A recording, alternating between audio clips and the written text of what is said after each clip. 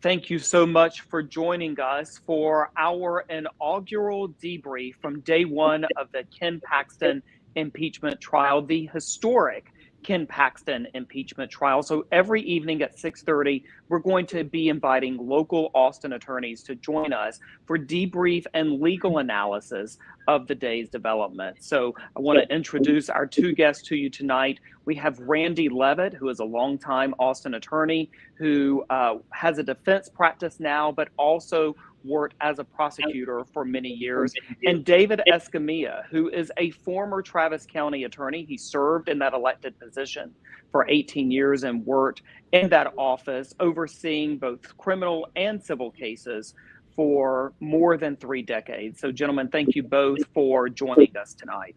Good to be here. Thanks for having me. So what a day. I just want to sort of start from the very beginning of the day. As we mentioned, this is a historic day. It's been more than a century since a statewide elected official has faced impeachment by the Texas Senate. So I just want to ask both of you, and David, I'll start with you. Did you think sort of the mood of the Capitol and the mood of the Senate chamber, based on what you saw, was in keeping with the seriousness of what is unfolding here? I think so. I worked in the Senate chamber for two sessions, and I thought they carried the decorum well. Maybe a bit of pageantry because it's such a unique event that was occurring, but I thought the entire proceeding was very respectful to what they were faced with. How about you, Randy? Same thing. I thought it was very well handled. I thought, Lieutenant Governor Patrick, having never presided over a trial or anything, handled himself well, kept things moving along. Of course, it was, a long time period having to go through each article, motion to dismiss, and then take the votes, then counting.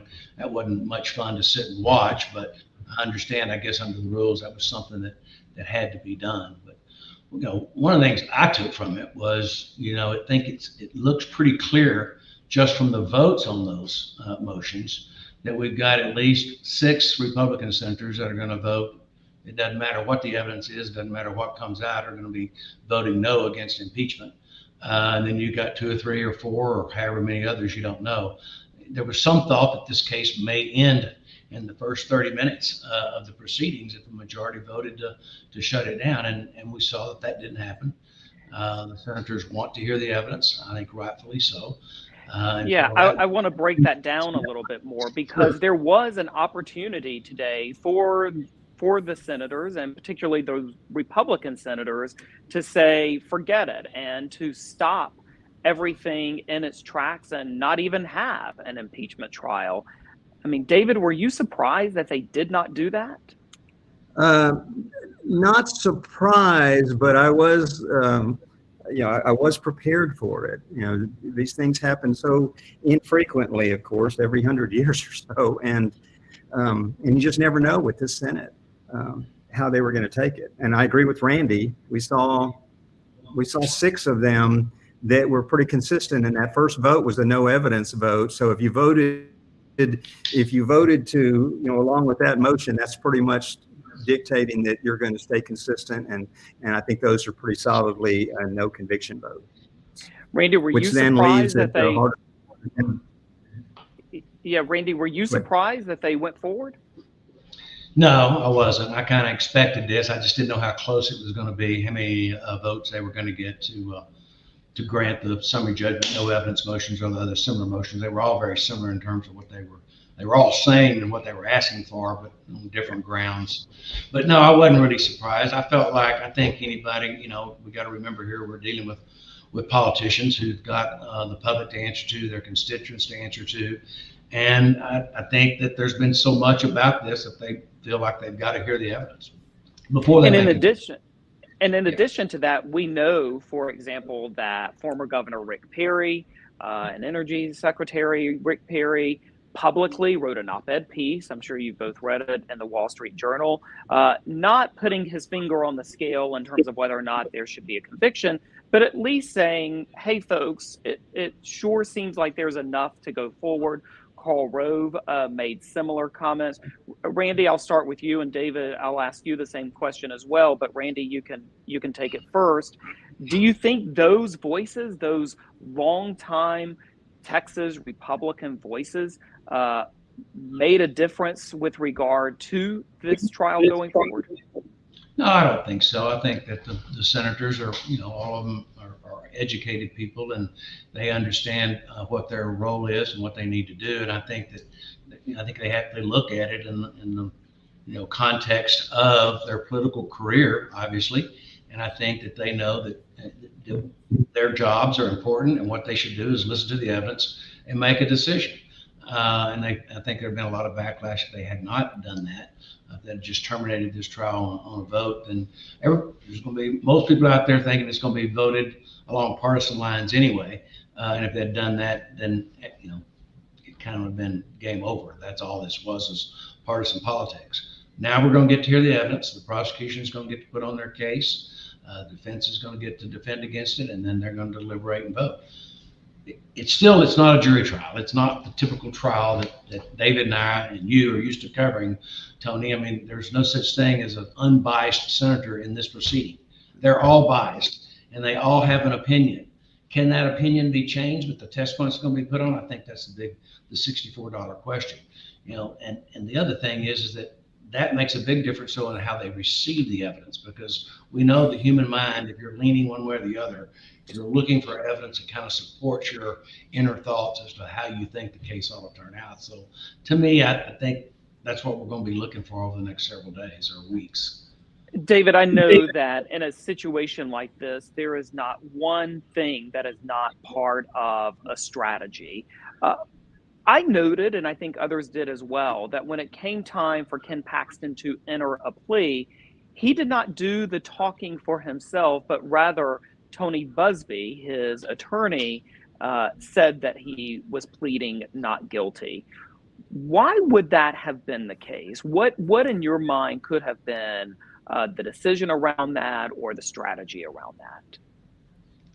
I think there might be a pattern here that Paxton is trying to minimize the face time that he is seeing away, as we saw later on, by his failure to appear after the recess, and so allowing Mr. Busby to speak for him. And I think it was easier for Mr. Busby to get away with the additional commentary in addition to the pleas of not guilty until the objection came.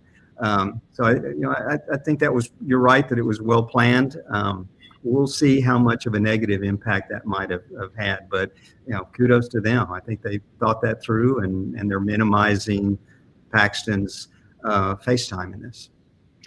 Certainly, the opening statements garnered perhaps the most attention today. We saw this fiery opening statement by Tony Busby, as well as on behalf of the House impeachment managers and the prosecution, State Representative Andrew Murr. I'm curious, both of you, your assessments of how both of them performed today. David, I'll go to you first. Well, I thought starting with Mr. Representative Murr, I thought he did his job in laying out just a teaser of what's to come, but certainly he's left it more for the evidence to come in. Well, I thought, Mr. Busby and Mr. Coggle did a great job of really facing it head on, putting it with a theme of it's the media and they're the victim of not, because the gag order, they weren't able to put together, respond to everything that was being said about. To do is poke holes. The burden is on the House prosecution side. All they have to do is poke holes, and I think gain just a few more votes, 4 more votes. Those 6 stay. 4 more Republicans to fall in with them by them raising these questions. And what I think they really did, Mr. Busby did, is they put it on the prosecutors now, the House, to have to really lay out those evidence and try to address most, if not all, of those concerns that Mr. Busby pointed out. Randy, what did you think of the opening statements on both sides? Well, I thought both sides were real good. I was a little bit surprised that On the House side, the manager, I guess, had to do the opening statement. At least that's what I was told under the rules, that the lawyers, that Mr. Hardin and Mr. DeGuerin, were not going to be allowed to do opening statement. So it's a little odd then that you get to hear from the defense team. But the defense team did what they had to do and did a good job of it. Whenever you're accused of things like this, you've got to meet it head on, and they did a good job of that. They laid out their case. It was more of a closing argument than it was an opening statement. I really was kind of waiting on some objections, which we normally get in cases like this if we start arguing rather than just stating what we believe the evidence will show. But these lawyers are well versed in how to get around that and how to make it sound like an opening statement when it's really a closing argument. But they did what they had to do. They took on the most serious allegations. They didn't just say they weren't true. They started pointing out examples as to why they're not true. And that's what the senators that are going to be leaning toward voting against impeachment are going to be looking for. Now, the big question is, did they overplay their hand? Can they fulfill on the promises that they made, or have they stepped into it? I think that's going to be the real question, to see whether or not they can. I mean, yeah, that was agreed. It's out there. No burner phone, no Uber account, no fictitious email. They paid for the. Yep. They paid for the renovation. The mistress applied for her own job and sought her own employment. I mean, they really worked to dismantle the whole case from A to Z. But David, Randy was making a good point that I was going to ask both of you about. Is, I guess, time we'll learn in the next 3 weeks or so whether or not Tony Busby overpromised in his opening statements. Right. And David, if he did, to what extent does that matter to the jurors, the senators in this case? Well, in a normal trial, right? Anything that's normal, the jury will remember that. They'll remember the opening statement, and they'll remember each time the House lays out some evidence. They'll go, "Wait a minute! I thought that this wasn't there. That this evidence didn't exist," and they'll remember back. And I think that will harm Paxton's case. So that's it. In short, the defense put a high bar. They put that bar up on the House, and if the House succeeds in meeting that bar, it will come back and be regretful for the defense. So following those opening statements, of course, we had our very first witness whose testimony was interrupted at the end of the day by some back and forth over evidentiary material, but in terms of witness lineup, I mean, the first witness was Paxton's former first assistant, who spent some time under questioning by Rusty Hardin, really talking about his path to going to work in the AG's office. He talked about sort of his deeply conservative bona fides. Randy and David, when you were putting on a case like this, how do you decide who goes first? How do you decide the lineup of witnesses? Randy, I'll go to you first. And that's one of the toughest things you have to do in strategizing how you're going to try a case. And you got two of the best lawyers out there in the state, Rusty Hardin and Dave DeGuerin, and have done it many times. So I'm not going to second guess what they're done. Usually you put it on from a chronological standpoint about what happened when, and you walk as a prosecutor, and you walk up to the time of the murder scene. This one's a little bit different, and we're trying a whole bunch of different issues. And I think that with this first witness, that the main issue they wanted to try to take on was this issue that this is some kind of a political conspiracy by the Democrats or the liberal left wing against Paxton, and that we've got some pretty strong right-wing people in the Attorney General's office who are pointing the finger at Attorney General Paxton. And so I think they wanted to get that point made clear early on. David, what's your thought on sort of witness lineup and putting Jeff Randy, Mateer on first? I agree with Randy. I think what they were trying to get out of that was twofold. One is, like Randy said, is start chronologically, and they're starting with the highest person in the office other than Attorney General Paxton, and laying out the chronology of where he was someone who was hired and trusted and believed in Paxton and what he was trying to do, and then all of a sudden started to question that. And that was chronological. He started with trying to address the question about whether, trying to address this criticism that this is all a Republican conspiracy run by Democrats. And I think he did well at both of those so far. So we'll just have to see with later testimony. So let me ask you this, and Randy, you were speaking to it, I think, somewhat, and maybe it's not a fair question at this early moment in this proceeding, but when you look at what happened today, and particularly those early votes on the motion, what guesstimates can we make, if any, about how in the world this trial, this historic impeachment trial, could unfold? And of course, the big question is any prediction of outcome. Randy, to you first. I hope that my ability to guesstimate on the outcome of this is better than my ability to pick football games. But, who knows? I've always felt like that the prosecution the House has the uphill battle here because of just the way the votes are lined up. I mean, we know it's pretty apparent. I think we got 12 Democrats that are going to vote for impeachment, regardless of what the evidence turns out to be. And the question is, can they get, they need 8 Republicans or 9 Republicans to get a conviction. And, they got a whole lot of House Republicans that voted for impeachment. So it's not impossible, but I think they've got an uphill battle just based on pure politics, to be quite candid about it. David, do you feel similarly? Yes, I think today was good in terms of how they had the votes to move forward, but still needing that 6 votes on that first motion, I think is very troubling. It's all about 10, and they're 6. They've already got 6 to get to that magic number of 10. One final question. It was decided, and Ken Paxton already had said, announcing on the 4th of July, look, I'm not testifying in this thing. I'm not doing it. Today it was decided that he does not have to testify. Is that a blow? I would think it's almost certainly a blow, David, to the prosecution, the House prosecution. It is. If you read the motions, did any studying up on the impeachment trial beforehand, you saw that the big battle was, what kind of trial is this? Is it a criminal trial? Is it a civil trial?